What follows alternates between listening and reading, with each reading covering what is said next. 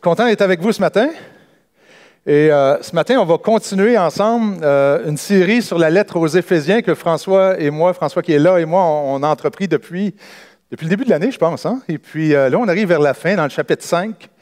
Et Éphésiens, c'est une lettre qui est assez riche et profonde, qui nous parle vraiment de l'intention de Dieu, qu'est-ce qu'il veut pour nous, comment saisir vraiment les promesses de Dieu. Et c'est intéressant de le faire. Vous savez, quand on fait une série sur une lettre comme ça, il y a des avantages et des avantages. Et un des aspects, c'est que tu ne peux pas sauter de passage. Tu es obligé d'aborder chacun des passages, même si certains, des fois, c'est plus touché à travailler, à expliquer, à vouloir communiquer. Et quand on passe une lettre comme ça, tu ne peux pas sauter ces passages-là. Tu les regardes et puis tu les adresses. Et c'est un de ces passages-là, ce matin, qu'on va regarder, qui est des fois avec différentes interprétations. Et quand on fait ça, c'est important de regarder vraiment les critères de base qui vont nous servir à comprendre ce texte-là. Ça devient important pour un texte comme ce matin. Et on va faire un grand détour avant d'arriver à notre texte ce matin pour voir ça va être quoi les critères de base qui vont nous servir pour comprendre ces textes-là. Et dans ces critères de base-là, entre autres, on va regarder l'ensemble de la révélation de Dieu. Qu'est-ce que Dieu dit dans son ensemble? Et aussi important, c'est quoi l'intention de Dieu initialement? Parce qu'on va parler de l'homme et de la femme. Soumission de la femme envers l'homme. Et on va voir c'est quoi la question, qu'est-ce qu'il y en est de l'homme par rapport à la femme. Donc, quand on regarde ça, il faut voir l'ensemble de base. C'est un peu, je disais un matin à quelqu'un, je pense à un de vous autres, en tout cas, je disais que c'est comme un peu quand on fait de la rénovation dans une pièce, puis il y a des trous dans le plâtre, dans les murs, puis il faut réparer ça, il faut patcher ça, il faut après ça mettre un primer. Et la peinture, une fois que tout est bien fait, la peinture n'est pas longue à mettre. Mais la préparation est importante avant de mettre la peinture pour que ça soit final et beau. Fait que c'est ça qu'on va faire. Donc, on va faire un détour pour comprendre un peu l'ensemble de la révélation de Dieu, l'intention de Dieu et qu'est-ce que la Bible en dit. Donc, aujourd'hui, c'est la puissance de Dieu. Le thème de notre série, c'est la puissance de Dieu pour un monde brisé, mais spécialement aujourd'hui, la puissance de Dieu dans la transformation de notre vie de couple ou nos vies de couple. On va prier avant d'aller plus loin. Seigneur, merci pour ce privilège qu'on a d'entrer dans ta parole, de se mettre à ton écoute, d'être sensible à ce que ton esprit veut nous dire, nous communiquer, pour qu'on soit ces lumières, qu'on manifeste et qu'on exprime ce fruit de l'esprit que tu as mis en nous.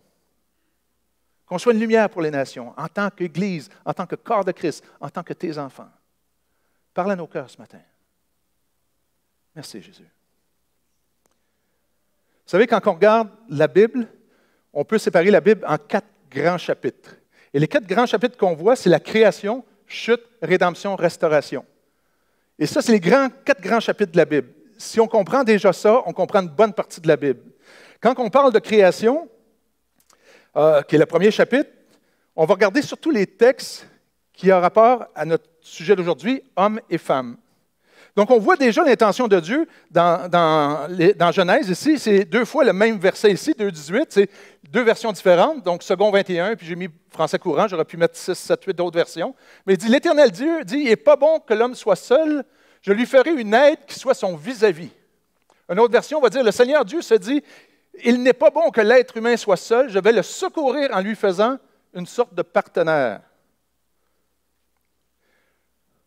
Le mot « aide » qui est utilisé là, c'est le mot « ézer » en hébreu. Là, on fait un peu de sémantique, mais c'est important de le faire dans ce cas ici, entre autres, et dans plusieurs autres cas. Le mot « ézer » qui est utilisé en hébreu, qui est utilisé dans Genèse, c'est le mot « ézer » pour faire un aide. Ça veut dire faire une aide ou venir en secours ou faire un vis-à-vis. Donc, en fait, c'est une traduction des deux là. Je vais lui faire un vis-à-vis pour le secourir, pour lui venir en aide. Ce mot-là, ézer, est utilisé 21 fois dans l'Ancien Testament. 4 fois seulement est utilisé à l'homme, dont 2 fois dans Genèse 2. 2 autres fois où il parle d'un peuple qui devait être secouru par un autre peuple, puis ce n'est pas arrivé. Toutes les autres fois, c'est Dieu qui vient sauver, secourir le peuple, son peuple, ou l'être humain. Dieu qui vient secourir, qui vient sauver. C'est ce mot-là qui est utilisé pour dire Dieu va créer la femme pour secourir l'homme. La femme a secouru l'homme parce que l'homme, par lui-même, ne peut pas refléter l'image de Dieu. Souvenez-vous, faisons l'homme à notre image. Hein, le prochain texte, Dieu dit dans Genèse aussi, faisons l'homme à notre image. Je vous fais remarquer que le pluriel ici, faisons l'homme à notre image, à notre ressemblance. Remarquez le pluriel. Faisons l'homme à notre image. Ensuite de ça, c'est pourquoi l'homme quittera son père et sa mère, père et mère, pour s'attacher à sa femme. Ils deviendront tous deux un seul être. C'est les deux, en tant qu'être humain, qui reflètent l'image de Dieu. L'homme seul ne reflétait pas l'image de Dieu. Et Dieu est pluralité. Père, Fils, Saint-Esprit. L'homme seul ne reflétait pas cette pluralité-là. Et donc, il a créé la femme pour venir secourir l'impossibilité de l'homme par lui-même de refléter l'image de Dieu. La femme est le Hézer de Dieu pour l'homme, qui vient permettre à l'homme de refléter l'image de Dieu. Deux personnes différentes, homme, femme, qui reflètent l'image de Dieu. J'ouvre-tu une parenthèse ici? Une petite parenthèse. L'homme quittera père et mère pour s'attacher à sa femme. Mariage. Homme, femme. OK, je ne vais pas plus loin avec ça. Retenez ce texte-là pour plus tard. OK? C'est pourquoi l'homme quittera père et mère pour s'attacher à sa femme et ils deviendront tous deux un seul être. Puis finalement, à la fin de tout ça, il constata que c'était très bon. Hein? Dieu crée, c'est bon. Dieu crée, c'est bon. Dieu crée l'homme, la femme, c'est fini. C'est très bon. Là, l'homme, la femme reflètent l'image de Dieu dans leur pluralité parce qu'ils sont deux comme Dieu est il y a la pluralité en Dieu aussi. Et ensuite, un peu plus loin, on vient après ça, attends un peu, je veux souligner d'autres choses ici dans la création. Dans les textes qu'on a regardés, remarquez qu'il n'y a aucune notion ou indication de hiérarchie, ou d'un qui a autorité sur l'autre, ou de l'autre qui a autorité sur l'un. Ni l'homme sur la femme, ni la femme sur l'homme. Les deux rendent possible que l'être humain reflète l'image de Dieu. La femme seule ne serait pas le reflet de l'image de Dieu. L'homme seul ne serait pas un reflet de l'image de Dieu. C'est les deux ensemble. Donc, il n'y a pas de jeu de pouvoir entre les deux. Il n'y a aucune hiérarchie. Il n'y a aucune indication qu'il y en a un qui a autorité sur l'autre. Aucune. Dans ces textes de Genèse, à la création, dans l'intention de Dieu. Qu'est-ce que Dieu voulait quand il a créé l'être humain? Aucune notion de ça.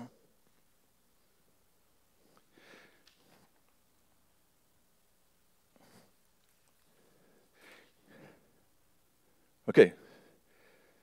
Tout à l'heure, il dit Dieu créa les êtres humains comme une image de lui-même. Je pense que c'est le texte avant. Lui, il les créa hommes et femmes. Les deux sont le reflet de Dieu. Pas un plus que l'autre. Vous voyez, c'est le point de départ important à comprendre. Ensuite de ça vient, deuxième chapitre dans l'histoire de la Bible, c'est la chute. Paul décrit, ou la Bible nous décrit, dans le chapitre 3 déjà de Genèse, ce qu'on appelle, dans le langage théologique ou dans le milieu, c'est la chute, c'est-à-dire le choix de l'être humain de ne pas mettre sa confiance en Dieu, mais de se fier à ses propres ressources en pensant que lui-même a tout ce qu'il faut en lui pour prendre les décisions, pour avancer, pour comprendre l'humanité. Le choix de l'être humain de ne pas faire confiance en Dieu, croire qu'ils peuvent vivre sans Dieu par eux-mêmes, être le maître de leur destin. Dire non à Dieu, je ne veux plus de toi dans ma vie, je suis capable de prendre mes propres décisions. Capable par eux-mêmes de définir ce qui est bien, ce qui est mal, ce qui est juste, ce qui ne l'est pas. Puis la conséquence que la Bible nous donne de ce choix-là de l'être humain, de dire, je ne veux pas que tu règnes dans ma vie. Je ne veux pas placer ma confiance en toi uniquement, peut-être un petit peu, mais si ça fait mon affaire. Je veux surtout mettre ma confiance dans mes raisonnements, mes capacités. Les conséquences de ça, c'est la honte qu'on voit tout de suite apparaître dans le chapitre 3. La peur, la honte, hein, l'homme se cache parce qu'il est nu. La peur, il a peur du châtiment de Dieu, il se cache de Dieu comme si on pouvait se cacher de Dieu. Puis la confusion sur leur identité. Je ne suis plus certain qui je suis maintenant. Qu'est-ce que je suis? Avant, j'étais créé par Dieu, uni à Dieu, enfant de Dieu. Et là, je suis quoi exactement? Une mauvaise perception de Dieu. Ils se cachent. Une mauvaise perception de qui ils sont. Ils ont honte. Une mauvaise perception de l'autre. Ils accusent l'autre constamment. Non, non, c'est la femme. Non, non, c'est le serpent. Une vie sans Dieu allait se mettre en place. Une vie où l'être humain essaie de vivre sans Dieu et se faire une place au soleil, comme va dire Ecclésiaste, par ses propres moyens. Mais ça va toujours lâcher. Ça n'aboutira jamais. Puis la conséquence ultime que nous dit la Bible, c'est la mort. D'autres conséquences importantes qui sont exprimées déjà là, dans le chapitre 3 de Genèse, au tout début, et c'est important de se ramener là, c'est le travail va être difficile maintenant. L'homme va travailler à la sueur de son front. L'accouchement va être difficile, ça va être dans la douleur. Et un autre, la domination de l'homme sur la femme. La femme va aller vers son mari, puis l'homme va dominer sur elle.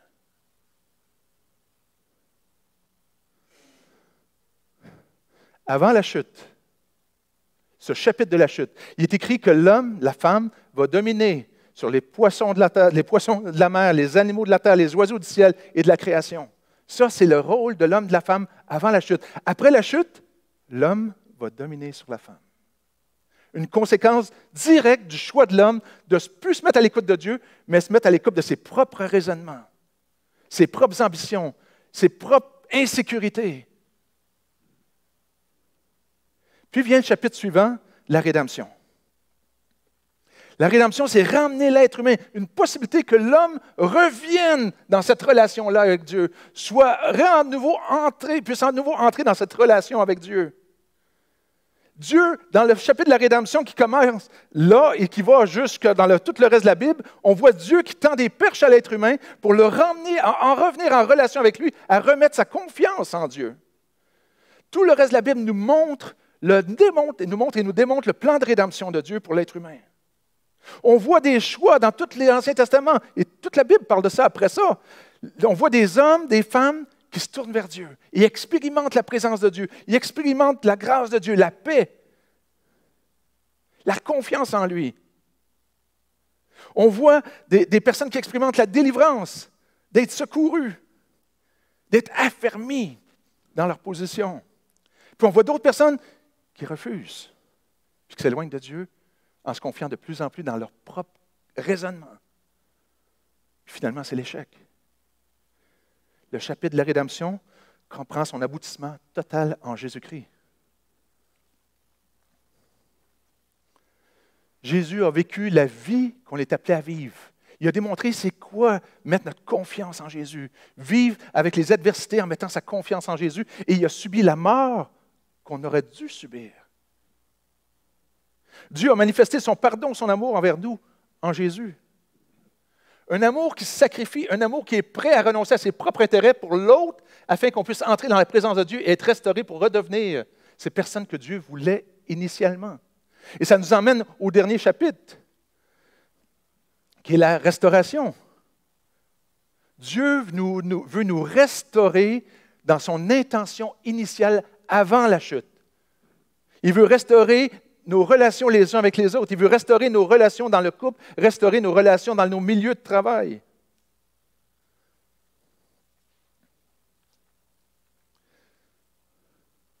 Le but de Dieu est de nous restaurer dans son intention originale avant la chute. Restaurer l'image de Dieu en nous qui a été détruite à cause du choix de l'être humain.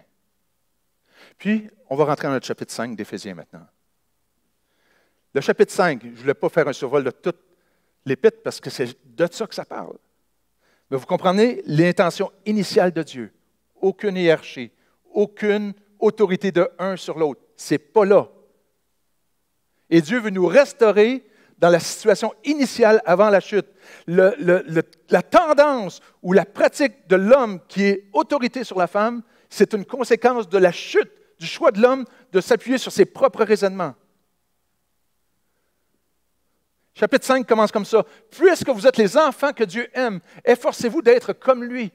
Que votre façon de vivre soit inspirée par l'amour à l'exemple de Christ qui nous a aimés et a donné sa vie pour nous. » Je mets ça là parce qu'on va faire allusion à ça un peu plus tard encore. Tout va venir ensemble tout à l'heure. Vous savez, en grec, parce que ce texte-là a été écrit en grec, il y a 3 mots pour le mot amour. Il y a le mot philéo, qui est un amour fraternel, comme on a des mots comme philodendron. Dendron veut dire arbre en grec, et philo, ami, ami des arbres. Hein? Les philodendrons, ça grimpe sur les arbres. Philadelphie, philo, c'est amour. Delphi, c'est frère, amour fraternel.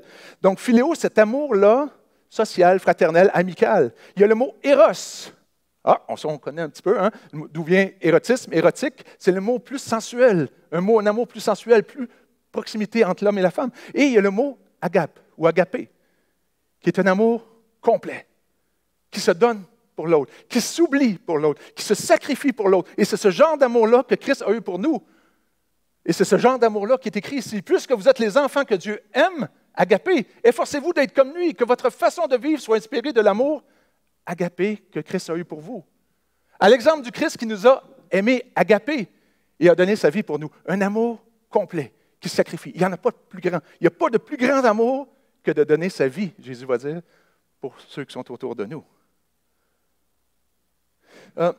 Juste une parenthèse. À qui s'adresse ce texte-là? Aux hommes ou aux femmes, d'après vous? Aux deux. Il n'y a pas de doute, hein? Vous êtes d'accord? OK, on revient là-dessus tout à l'heure. On est appelés les uns les autres à avoir ce genre d'amour-là. Au verset 18, de Job chapitre 5, il nous dit « Soyez remplis de l'Esprit ». Comment être remplis de l'Esprit? Il nous décrit ça après. En vous encourageant les uns les autres par des psaumes, par des chants inspirés par l'Esprit, en louant Dieu, en exprimant notre connaissance. Toutes des façons que l'Esprit, on va voir que l'Esprit agit en nous. Comment être rempli de l'Esprit? C'est cette façon-là qu'on nourrit cet Esprit-là en nous. Et c'est quelque chose que François a emmené, et je vous encourage à écouter les 2 derniers messages qui abordent ce sujet de soumission-là, entre autres sur les relations de travail. Il dit, mais aussi en vous soumettant les uns les autres. C'est un fruit, un indicateur de l'Esprit, et c'est un moyen de laisser l'Esprit nous diriger. Et là, on arrive à notre verset, peut-être juste une parenthèse sur des choses que François a dit quand il a abordé le verset 21, qu'on va regarder dans une minute, quand il dit « Soumettez-vous les uns aux autres ». Puis il a dit, François a donné une très bonne explication, il dit « C'est se placer volontairement sous l'autorité d'une autre personne, volontairement, sous l'autorité d'une autre personne pour un bien supérieur, pour un bien commun. » Puis il a donné l'exemple d'un groupe de musique. Imaginez une grande orchestre symphonique. Il y a peut-être des vingtaines de musiciens ou des dizaines de musiciens, c'est rare qu'on dit des vingtaines, mais des dizaines de musiciens. Et là, il y a le gars qui joue du triangle, tong, tong, tong, puis mettons qu'il se dit, là, moi, je joue quand je veux, toc, toc, toc, toc. Tout vient se défaire. Même chose pour chaque musicien, mais chacun accepte de se soumettre, même s'ils ont les compétences pour faire plus, ils acceptent de se soumettre les uns aux autres et à celui qui a écrit la symphonie pour un bien supérieur, pour avoir une mélodie harmonieuse qui plaît à nos oreilles. Je vous encourage à écouter ces 2 derniers messages sur Éphésiens où il a abordé ces choses-là. Le mot « soumission » qui est utilisé, je pense que je l'ai ici. Oui, ça c'est notre texte 21. « Soumettez-vous les uns aux autres à cause du respect que vous avez pour Christ ». Là, on rentre dans notre texte d'aujourd'hui, 21 à 33. Et François, dans une des dernières, il a fait jusqu'à 21. Il l'a inclus parce que 21 est un verset charnière. Il s'applique autant au verset d'avant, autant qu'au verset d'après. Et le mot « soumission » qui est utilisé ici, c'est le mot « hypotasso ». Ça veut dire se placer sous. Je l'ai-tu ici? Oui.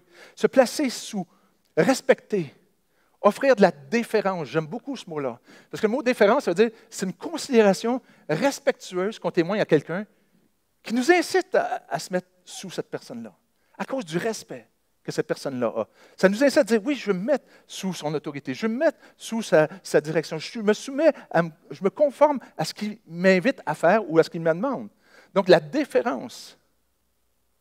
Donc, il faut retenir ça. Et quand que le texte dit « Soumettez-vous les uns aux autres à cause du respect que vous avez pour Christ », il y a un paradoxe là. Parce que des gens vont dire « Ben oui, mais si je me soumets à toi, tu te soumets à moi, ben, il n'y a plus personne qui se soumet à personne. Qui dirige là-dedans? Qui prend des décisions? » Paul va écrire quelque chose de semblable à l'Église de Philippe. Il va dire, vous voyez, hein, Michel l'a cité tout à l'heure, voyez l'autre comme plus grand que vous ou supérieur. Ou d'autres versions vont dire plus important que vous-même. Et ce n'est pas une question de se mépriser ou se diminuer. Mais le texte dit, voyez, ou Paul dit, considérez les autres comme plus importants que vous-même. Moi, oui, mais si je considère l'autre plus important et moi plus important, toute personne n'est bien important. Non, on a tous de l'importance. Et c'est là, c'est que l'autre, tu considères l'autre toujours comme une pleine valeur. Et ce qu'il y a à dire est important. Et c'est là la beauté de ce que Dieu est et fait. Tous célèbrent l'autre. Tous affectionnent l'autre. Tous se mettent à l'écoute de l'autre. Mettez-vous à l'écoute les uns les autres. Considérez-vous les uns les autres. Cherchez l'intérêt mutuel des uns des autres. Chacun reconnaît la compétence de l'autre. à cause du respect que vous avez pour Christ, à cause de ce que vous connaissez de Christ, à cause de ce que Christ a fait pour vous, parce que vous vous soumettez à Christ. Donc, c'est facile après ça de regarder à d'autres et de se soumettre et de rentrer dans une soumission mutuelle. À cause de ce que Jésus a fait, que lui qui n'a pas cherché à protéger son statut, ses droits, qui était prêt à renoncer à ses propres droits pour le bien supérieur, afin qu'on puisse être restauré. Parce que maintenant, vous êtes clair sur votre identité, votre destinée, parce que vous êtes des enfants de Dieu, aimés comme Christ a aimé, à cause du respect que vous avez pour Christ. Parce que c'est Christ qui est notre autorité finale. Donc tout ça met la table pour entrer vraiment plus profondément dans notre texte. Et là, on rentre dans verset 22. « Femmes, à vos maris, comme vous l'êtes au Seigneur. » Donc, soumettez-vous les uns aux autres à cause du respect que vous avez pour le Christ. Femmes, à vos maris, comme vous l'êtes au Seigneur. OK. Dieu veut le bien de la famille. Dieu veut le bien de nos couples. Tout le monde se dit, qu'est-ce qu'il va dire là? Il veut que chacun grandisse et que chacun soit restauré dans l'image de Dieu, dans l'intention de Dieu initialement. Ça, j'espère que c'est acquis. On sait ce que Dieu voulait avant la chute. Homme, femme, les deux à l'image de Dieu. Aucun qui a une autorité sur l'autre. Donc, soumettez-vous les uns aux autres à cause du respect que vous avez pour Christ. Femmes, à vos maris comme vous êtes au Seigneur. Paul dit, ayez de la déférence, respectez. Ayez de la déférence envers votre mari comme vous en avez pour Jésus. Et réalisez que vous avez besoin de l'autre, que vous dépendez de Christ et les uns des autres, que vous ne pouvez pas par vous-même. Et il va détailler un peu plus là, pas beaucoup, pas autant qu'avec l'homme. Et puis regardez ce qu'il va dire par la suite. Il dit, en effet, le mari est le chef de sa femme. Ça vient tout compliqué, je ne sais pas pourquoi ils l'ont mis là. Il dit, comme le Christ est le chef de l'Église, le Christ, en effet, est le sauveur de l'Église qui est son corps. Les femmes doivent donc se soumettre en tout à leur mari, comme l'Église se soumet au Christ. OK. Là, vous vous dites, qu'est-ce qu'il va dire? Hein? Mais c'est vraiment intéressant. Et c'est pour ça que c'est important, quand on étudie la Bible, de se servir de l'ensemble de la révélation et quelle est, dans un contexte comme ça, l'intention de Dieu à la source. Le mot « chef » ici, c'est le mot « képhalé » qui est utilisé en grec. Le mot « képhalé » est traduit par chef, par autorité, par protecteur, par tête et parfois par source. Source, dans le sens, mettons qu'il y a un ruisseau, puis un lac, puis on va dire, on monte-tu jusqu'à la tête du ruisseau? Ça veut dire quoi? La source du ruisseau. D'où il prend sa source. Fait qu'est-ce qui fait qu'on choisit un mot plutôt qu'un autre? C'est le contexte et l'intention initiale de Dieu. Quelle est l'intention de Dieu dans l'histoire des 4 chapitres de la Bible, la révélation de Dieu? Qu'est-ce que Jésus-Christ a changé là-dedans? La rédemption et la restauration. Qu'est-ce que Dieu veut faire? Tout ça nous aide, nous dirige à choisir, OK, quel sujet qu'on va prendre ou quel mot qu'on va utiliser là? Parce que les mots qui sont là sont tous utilisés dans la Bible, à différents endroits. Le contexte nous aide à comprendre quel mot utiliser. Et vous savez, les recherches archéologiques qu'ils font, ils découvrent des écrits de l'époque du Nouveau Testament, puis ils s'aperçoivent que, regardez ce mot-là qu'on a toujours traduit de même, il est aussi traduit comme ça ailleurs, comme ça, et ça nous aide à avoir une plus juste perspective de ce que les mots, du sens des mots qui sont utilisés dans le grec ancien. Donc, le contexte et l'histoire et l'utilisation des mots ailleurs nous aident à le comprendre. Donc, si on utilise le mot « chef » dans le sens de supérieur ou d'autorité finale ou de domination, qui domine, c'est lui qui est le dernier mot, ça ne fit pas avec l'intention de Dieu. Si on utilise le mot « chef » comme il est écrit là, en effet, Christ est le chef de l'Église, le sauveur de l'Église.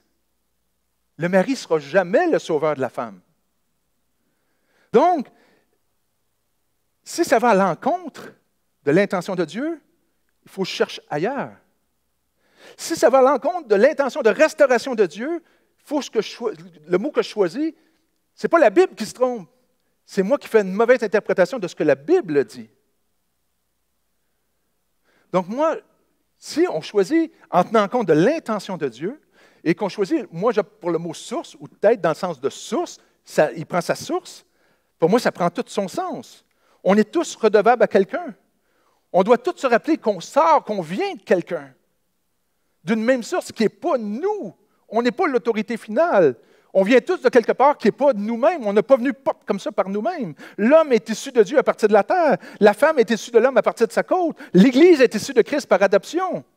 Puis il est intéressant de se rappeler que même si à la création, la femme est issue de l'homme, Dieu a comme balancé ça. L'homme est issu de la femme par la procréation.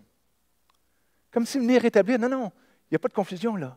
Il n'y en a pas un qui est au-dessus de l'homme, au-dessus de l'autre. Il n'y a aucun rapport hiérarchique dans ce texte-là. Et si on en voit un, on doit reviser notre lecture. Comme il n'y en avait pas avant la création, avant la chute. Si on voit une domination ou une autorité au-dessus, c'est que là, on fait une lecture à partir de la chute. Comme si les conséquences de la chute devenaient la norme pour ce que Dieu veut. Il s'agit simplement de se mettre par amour au service de l'autre, de notre conjoint ou de notre conjointe. L'épouse est appelée non pas à se soumettre à son mari comme ayant autorité sur elle, mais à se mettre à son service avec amour, tout comme le mari se met au service de son épouse par amour. L'épouse se soumet volontairement à son époux comme un partenaire égal qui a laissé tout autre pour vivre dans l'union du mariage avec elle, comme allié, protecteur. L'époux se soumet volontairement à son épouse comme un partenaire égal qui a laissé tout autre pour vivre dans l'union du mariage avec elle comme son allié et son protecteur. Comme l'épouse, comme l'Église qui est l'épouse. Hein? L'Église est une image utilisée comme épouse ou la fiancée de Dieu. L'Église qui est le corps de Christ se soumet volontairement à Christ, qui a tout à faire, qui est la source, sa source, son protecteur. Puis dans le cas de Christ, il est aussi son sauveur. La soumission de l'épouse à son mari et le mari à son épouse est caractérisée par l'affection, l'interaction, la loyauté, la croissance, l'unité, la coopération dans l'unité, en réponse à l'amour parfait de Christ. Les époux maintenant. Marie, OK, avant d'aller là. Paul aurait pu dire simplement, Marie, de même, soumettez-vous à vos épouses. C'est tout. Par égard pour Christ. Mais Paul va élaborer pas mal plus dans le cas du mari. Pourquoi? Différentes raisons qu'on peut imaginer. Je vais vous en donner quelques-unes. Parce qu'on sait qu'à l'époque où ces lignes-là ont été écrites, dans le milieu juif, le statut de la femme était très, très, très bas. Paul veut restaurer quelque chose, rectifier quelque chose. Dans le milieu grec et romain, les pratiques abusives, négatives à l'égard de la femme dans les relations du mariage étaient terribles. Donc, Paul veut restaurer et rectifier pour emmener la pensée de Dieu, l'intention de Dieu. La compréhension du mariage devait être reconstruite. Et je crois aussi que pour les hommes, il développe plus, parce que pour les hommes, je crois que c'est beaucoup plus difficile. Parce qu'on a cet héritage-là patriarcal qu'on tient, qu'on véhicule encore dans notre milieu et dans le monde, qui est là présent constamment, qui est le résultat de la chute. Et c'est collé à nous autres, à notre façon de voir. L'homme a besoin de comprendre profondément, et la femme aussi, mais l'homme a des barrières. Il a besoin de comprendre profondément l'intention de Dieu. Et être libéré de cette tendance à vouloir prendre le dessus, à prendre autorité. Regardez le texte. Marie, aimez vos femmes tout comme le Christ a aimé l'Église jusqu'à donner sa vie pour elle. Il a voulu ainsi rendre l'Église digne d'être à Dieu. Donc le but de Christ envers l'Église, c'est de la rendre digne, la construire. Après l'avoir purifiée par l'eau et par la parole, il a voulu se présenter à lui-même l'Église dans toute sa beauté, pure et sans défaut, sans tache, ni ride, ni aucune imperfection. Les maris doivent donc aimer leur femme comme ils aiment leur propre corps. Celui qui aime sa femme s'aime lui-même. En effet, personne n'a jamais haï son propre corps. Au contraire, on le nourrit, on en prend soin, comme le Christ l'a fait pour l'Église, son corps dont nous faisons tous partie. Comme il est écrit, c'est pourquoi l'homme quittera son père et sa mère pour s'attacher à sa femme. Et les deux deviendront un seul être. Ce mystère est grand, et je dis cela par rapport à Christ et l'Église. Du reste, que chacun de vous aime sa femme comme lui-même et que la femme respecte son mari.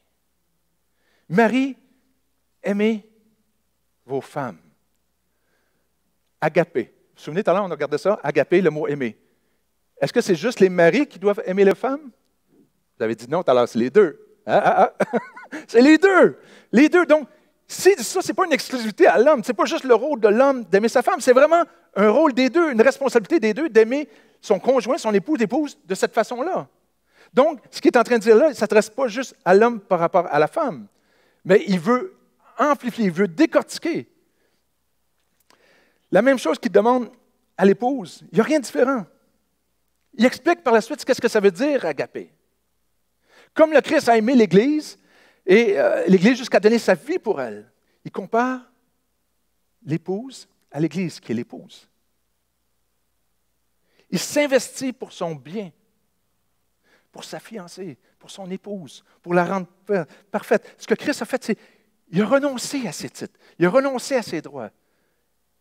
Il n'a pas tenu à vouloir garder ça absolument, ses droits et sa position. Il a tout mis en place pour que l'Église grandisse. Il a mis une table, il a mis des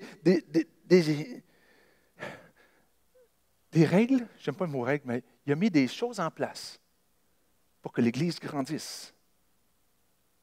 Pour qu'elle expérimente la paix, la joie, le repos. Il en est le protecteur. Christ a aimé l'Église de façon sacrificielle, en renonçant à ce que lui veut pour l'autre. Il s'est soumis, je pense que je l'ai ça, oui, il se soumet à la volonté de Dieu pour un plus grand bien. Christ a fait ça. Ça ressemble beaucoup à tout à l'heure, là. Soumettez-vous les uns les autres par amour pour Christ, à cause de Christ, à cause de ce que vous connaissez, que Christ qui est votre modèle. Pas juste votre modèle, votre sauveur aussi, évidemment. Donc, l'époux est exhorté à avoir un amour sacrificiel, volontaire pour sa femme. Ça, c'est de la soumission. J'aimerais ça, mais je me soumets à ce que Dieu veut, pas ma femme, à ce que Dieu veut, pour aider ma femme à grandir. Donc, c'est une soumission envers elle. C'est ce qu'elle souhaite. Je veux entrer pour la construire, pour la rendre pure, la rendre parfaite. Je veux qu'elle devienne cette femme que Dieu avait comme intention au début. Une femme qui s'épanouit, une femme qui grandit. Renoncer à toute forme de supériorité, d'autorité, de pouvoir, de domination pour le bien de mon épouse, pour le bien de notre famille, pour le bien de notre communauté, pour le bien de notre monde. L'époux va élever son épouse pour qu'elle expérimente la liberté face aux structures astreignantes qu'on a trop souvent autour de nous. L'époux va toujours protéger son épouse contre les abus et les tendances réductives que la femme peut faire face parfois.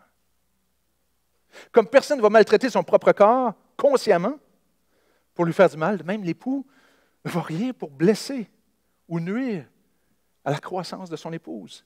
Rien qui pourrait l'empêcher de s'affirmer et de grandir. Voyez-vous comment Paul développe la responsabilité de l'époux dans sa soumission par rapport à la femme? Parce qu'il a bien dit, soumettez-vous les uns les autres. Il est écrit un peu plus loin à la fin, comme il est écrit, c'est pourquoi l'homme quittera son père et sa mère pour s'attacher à sa femme, les deux deviendront un seul être. Paul cite ce texte-là de la Genèse avant la chute. Paul fait directement un lien dans ce texte-là qui nous parle de soumission mutuelle, de rôle de la femme et de la femme envers l'homme, de l'homme envers la femme. Il ramène tout ce texte-là à l'intention de Dieu avant la chute. Donc, si on voit dans ce texte-là un pouvoir supérieur, une autorité supérieure à l'homme envers la femme, on est à côté, parce que ce n'est pas ce que Dieu veut nous montrer ici.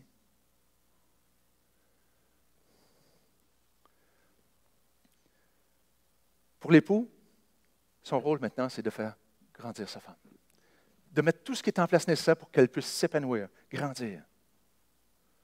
Ouf, ça va vite le temps, hein? Soumettez-vous l'un à l'autre pour le bien du couple. Il ne dit pas à l'épouse, et ça c'est important, assurez-vous que votre époux vous aime comme Christ a aimé l'Église. Êtes-vous là? OK? Il ne dit pas à l'épouse, Assurez-vous que votre époux vous aime comme Christ a aimé l'Église. Ou il ne dit pas au mari, assurez-vous que votre épouse vous respecte ou vous soit soumise en toutes choses. Mais il s'y adresse à chacun sa responsabilité dans son propre comportement, ses propres attitudes, ses propres compréhensions. C'est sûr, ça ne l'exclut pas. Ça laisse plein de place à exprimer des souffrances qu'on peut vivre, des peines qu'on peut vivre, ou des comportements qui nous blessent. Ça ne veut pas dire qu'il ne faut pas les exprimer, mais l'attitude dans laquelle on va entrer dans cette discussion-là va être marquée par l'esprit, par l'attitude qui était en Christ, par un désir de construire l'autre, dans un désir de se construire mutuellement. Des gens parfois vont dire, oui, mais s'il n'y a pas une autorité finale, c'est l'anarchie. Tout le monde fait ce qu'il veut. Mais il y en a une autorité finale. Christ, le Père, le Saint-Esprit sont là. L'Église, la communauté sont des influences dans nos vies. Ils viennent nous l'expliquer. Vous savez, c'est la tendance de l'être humain. Si vous regardez 1 Samuel, le peuple est là, il y a Dieu comme dirigeant, comme guide, comme autorité. Puis ils disent, non, non, non, on veut être comme les autres, nous autres. On a besoin d'un roi, quelqu'un qu'on peut voir, là, quelque chose qu'on peut toucher, qui nous dit comment penser, comment faire, c'est quoi la juste chose. On ne veut pas avoir juste toi. Dieu leur a donné un roi, puis ça a tout commencé à tout tomber, puis c'est mauvais roi par-dessus mauvais roi, puis de temps en temps un bon qui lui se confie en Dieu. Et la tendance de l'homme, de l'être humain, c'est de dire, non, non, non, ça prend quelqu'un qui a un dernier mot. Dieu est ce dernier mot-là. Et l'attitude qu'on a les uns envers les autres, de vouloir construire l'autre, cette soumission mutuelle-là, devrait faire toute la différence. Et l'Église devrait être ce reflet de qui est Dieu sur terre. Chacun exerce son autorité sur l'autre selon la compétence qu'il a. Dans notre couple, nous autres, parfois c'est Cindy qui a l'autorité, dans des domaines où elle est plus compétente que moi. Des fois, c'est moi, dans des domaines que je suis plus compétent. Et si on n'est pas certain, on va consulter des personnes, qu'est-ce que tu en penses? Tu sais? Et puis, mais il n'y en a pas un qui a autorité sur l'autre. On a eu des grosses décisions à prendre à mon année. On a vendu tout ce qu'on avait, notre maison, nos autos, pour aller vivre en Europe avec nos enfants, pour aller étudier à l'école biblique. Et puis, ça a été des grosses décisions qu'on a dû prendre ensemble. Quand j'ai voulu vendre ma business, après 20 ans de business, moi, je voulais la vendre depuis longtemps. Ça me dit non. OK, je ne bougerai pas. Parce que mon épouse, à qui j'ai fait une alliance devant Dieu, elle ne veut pas, elle n'est pas prête. Ce que je fais dans ce temps-là, je fais comme Dieu a fait avec Joseph et Marie. Seigneur, si tu as mis ça à mon cœur, c'est de toi, mets-le dans le cœur de mon épouse. Sinon, je n'avance pas. Et à un moment donné, mon épouse a dit, oui, OK, je pense que c'est le temps maintenant. On a vendu l'entreprise, puis on s'est engagé dans un ministère d'implantation d'église. Rechercher le bien de l'autre. Un sacrifice volontaire de l'époux envers son épouse, c'est un acte de soumission envers elle. Aussi profond et humble que la coopération volontaire, respectueuse de la femme envers son mari. C'est ça la reconstruction que Dieu veut faire dans nos couples. C'est ce que Dieu veut faire. Parfois, il va y avoir des obstacles dans nos propres cœurs. Qu'est-ce qui nous empêche d'entrer dans cette soumission mutuelle-là? Est-ce qu'on est pris dans un besoin de contrôle, un besoin d'insécurité qui m'anime si l'autre prend la décision, je n'arrive pas à fonctionner? À ce moment-là, c'est ce moment-là qu'on vient à Dieu. Seigneur, j'ai besoin de ta paix dans toute cette situation-là, de ta direction. Messieurs, est-ce que la tendance de dominer ou de prendre l'autorité prend le dessus dans votre vie de couple? Est-ce que je suis en train d'oublier qui je suis en Christ et qui Christ est dans ma vie, dans notre vie, et que Dieu a donné des dons, des capacités et une intelligence à ma conjointe et la même chose l'inverse, autant qu'à moi? Est-ce que je suis en train de retourner à ma position après la chute ou je retourne vraiment à ma position avant la chute? Et justement, vous savez, quand on parle du fruit de l'esprit, on cite souvent le texte de, quelqu'un peut me le dire? Galates 5, 22, hein, le fruit de l'esprit, et puis avant ça, il dit le fruit de la chair, la tendance de l'être humain de fonctionner sans Dieu. Le fruit de l'esprit, c'est l'amour, la paix, la joie, la patience, la bonté, etc. Il y en a 9 points là. Mais ce n'est pas les seuls. On en a ici. Soyez, au contraire, remplis de l'esprit. Il nous explique comment. Et la soumission mutuelle, la soumission de la femme envers l'homme et de l'homme envers la femme, c'est une manifestation de l'esprit en quoi on met notre confiance en Christ. Et on comprend que Christ travaille dans la vie de l'autre aussi. C'est révolutionnaire. C'est révolutionnaire ce que Christ fait, ce que Dieu fait dans l'Église. OK, je vais arrêter là. Il y a encore beaucoup de choses, mais Éphésiens, la puissance de Dieu dans un monde brisé. J'espère qu'on a fait un grand détour pour nous emmener là, mais comprendre l'intention de Dieu est notre point de départ. Quand Dieu parle de restaurer, tu sais, quand on parle création, chute, rédemption, restauration, intention, c'est-à-dire création et restauration, est sensiblement la même chose. Parce qu'il veut nous restaurer dans l'intention de Dieu avant la chute. Des êtres égaux, sans hiérarchie, sans domination. Et c'est là que Dieu veut nous emmener. Et cette restauration-là fait juste commencer. Le jour où on est venu à Jésus-Christ. Dieu commence cette œuvre en nous. Et il va l'achever. Ce que Dieu a commencé, il va l'achever, il nous dit. Il n'y aura ni homme ni femme. Plus de domination d'un sur l'autre. Donc, je vous invite ensemble qu'on puisse saisir l'intention de Dieu et vivre libre. Libre de toute domination, libre de toute insécurité. Et de saisir tout ce qu'on a en Christ. Seigneur, merci pour ton texte ce matin. Que tu puisses imprégner ces paroles et nous faire comprendre encore plus, ensemble, en communauté, ton intention première. Qu'on puisse entrer dans ce que tu veux pour nous, dans nos couples, Seigneur. Et qu'on puisse être, Seigneur, ces enfants qui marchent dans ton amour sacrificiel, qui contribuent à construire l'autre.